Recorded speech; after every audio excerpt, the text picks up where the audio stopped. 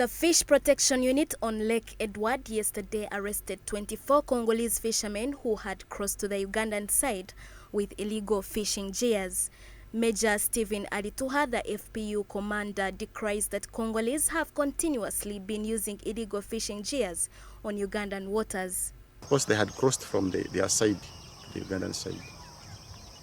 They are 24 in number. Yeah, they're 24 in number. With all those luggages you are seeing. That means they had come to stay on water, not to go. The Mayor Katwe Kabatoro Town Council, Mr. John Bosco Kananura, notes that Congolese authorities should embark on sensitizing their fishermen on proper ways of conserving their lakes. That's why they now cross over onto the Ugandan side. So it's like we are breeding these fish and then for them to come and take illegally, which is not good. So my call upon the leadership on the Congo side is to continue giving sense to their fishers to also do proper fishing.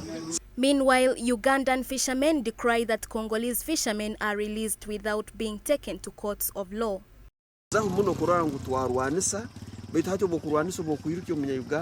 Kandi okujja kukwata umukongo nokwata olekora agenda hati osanga wafuna obulemezi bw'amani nebikaguza ebigumangaine nokwata umukongo nolekora omunya Uganda guno otwalenka so kandi nosanga ngo abantu abengi abakusohaka yora obwiro bumu mbabamba ikara neitwe.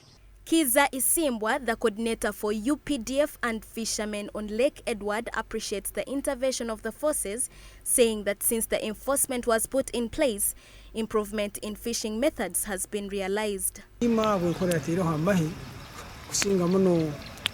Excellency the President Kaguta Museveni awichiro shiyatongera korana garamu UPDF for maize korana jireta kuyamba ko benyanje kabefira abantu bachasoha benyanje bohira mu maize. Some Congolese whom we managed to speak to noted that they crossed to Uganda looking for mature fish and promised not to repeat the vice.